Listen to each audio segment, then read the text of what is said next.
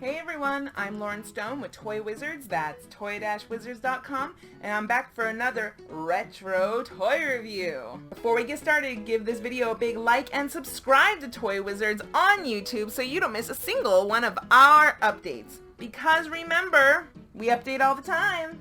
This will probably be my least popular retro toy review ever, because we're going to be discussing something in my collection that a lot of people won't connect with or understand, and that is my Raggedy Andy collection. It's true, I am a dork for Raggedy Andy.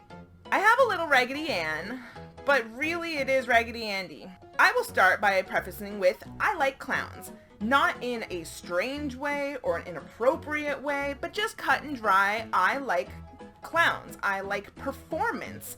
I have always been a big fan of musicals, of Broadway, of singing, dancing. I like old vaudeville. I like silent movies. I love entertainment, and I love the old entertainment that came along with clowns. Even go back further, the idea of the court jester. Like, I think it's insane. I love big, over-the-top characters. I look at the sort of villains that I like. It's always big, wild, over-the-top villains. Like, they're always kind of clownish. It's never anyone truly sinister. Raggedy Andy, Raggedy Ann, and Andy obviously are not villains. They're very, very, very sweet. Even children today know who Raggedy Ann and Andy are. For me, the introduction came when I saw the movie. So this is a musical directed by Richard Williams. Oh my god, what a spectacle of 2D animation. Like, this movie is gorgeous. And the internet popularized the greedy scene, and you know, everybody talks about that scene with the greedy in the sweet pit. Thanks CBR and comicbook.com for going, oh my god, here's a movie that traumatized. No, it didn't traumatize me, you're a bitch. I always loved the song and dance number No Girl's Toy, the one that Raggedy Andy sings. I love that, like, rascally, boyish, like, you're in a world of dolls and games and you look like a clown in your little overall jumper pantsuit, and like, you're not cool, but like, you're sure singing like you are. And so it's a personality type that I could identify with as a kid. I was like, I want to be a scrappy brother, and this isn't any sort of gender thing. I just thought it was cool to be, I just wanted to be like a cool, not caring, like, brush it off, watch it sister kind of boy. Like, that seemed like a cool thing to be. I didn't have any brothers, and so it was very, you know, it was just like, what's it like to have a scrappy brother? What's it like to be a scrappy brother? That would be neat. Now, as an adult, the imagery is just sweet. I just like Raggedy Andy. So I'm going to show you my collection, and you can either think it's cool or you can write me off as a weirdo. So here we go. My grandma gave me this. It was in her guest room for so long, and it's like this beautiful embroidered Raggedy Andy shadow box wooden frame. So I have that in my kitchen, and there it stays. I'm not bringing that in. But this little guy sits on top of it. Tiny, tiny little Raggedy Andy. Well loved. And yeah, I adore this cute little toy. Probably an old Knickerbocker. Like, there's a lot of old, like, Knickerbocker Raggedy Ann and Andy toys from, like, the 70s. And of course, Raggedy Ann and Andy have been around since the 1800s. So there's the original storybook that has a lot of their stories, and this is the one that introduces Andy. So this is the one I'm more fond of. I always thought Raggedy Ann was a little saccharine. You know, she plays with Marcella, and she's just sweet. And I like a little fire. I like a little fire crusting my sugar. So I think that's, for me, that's part of the reason, too, that I just like the Raggedy Andy character. He's just not as sweet, you know? Frogs, snails, and puppy dog tails and all that. More interesting stuff than just being flowers and, you know, swings or whatever. I'm gonna show you my earrings today. I wear these pretty often. I love them. Look at his cute little face. This is a porcelain doll. Bought it at a swap meet antique show. The box is a little beaten up, and I do like that illustration on the back, and I would totally open and display this, but I just don't have anywhere to put him. He's my only porcelain doll. I used to collect porcelain dolls as a kid, and then just over the years they all disappeared, then got broken or something weird happened. So this is my last standing porcelain doll. I got 2 of these. As you can see, this one has its bow missing, but this one has a cuter face, but he's stained. Again, the same matted hair as our tiny dude. He's little. I just like looking at them. I don't know, they make me happy. I like Raggedy Andy.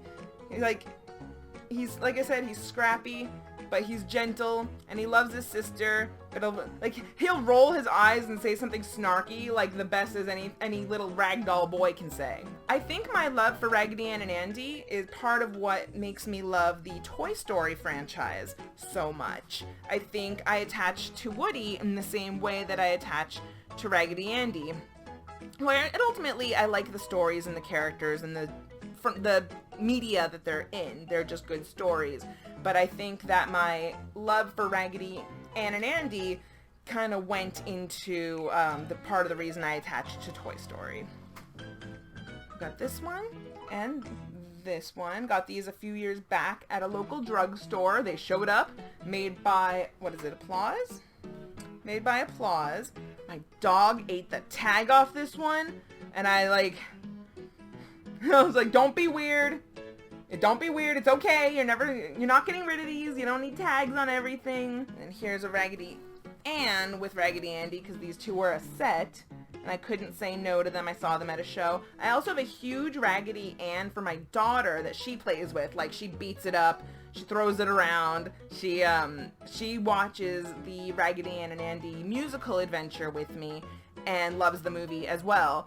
And so after she saw that movie, she's like, I need a huge Raggedy Ann, and I found one for her at a toy show randomly on the table for like a few dollars. How do you say no to your daughter wanting to be Marcella on her swings with Raggedy Ann? Like, if that's not the most wholesome thing, like I can't even, like, my childhood self playing alone in my backyard, because even though I had a lot of sisters, there were definitely some days where I was all alone. I liked playing more with dolls and stuff and having those kind of toy adventures than maybe my sisters were interested in. To see my daughter playing in the yard with her Raggedy Ann, like, just makes me really happy. It's really sweet.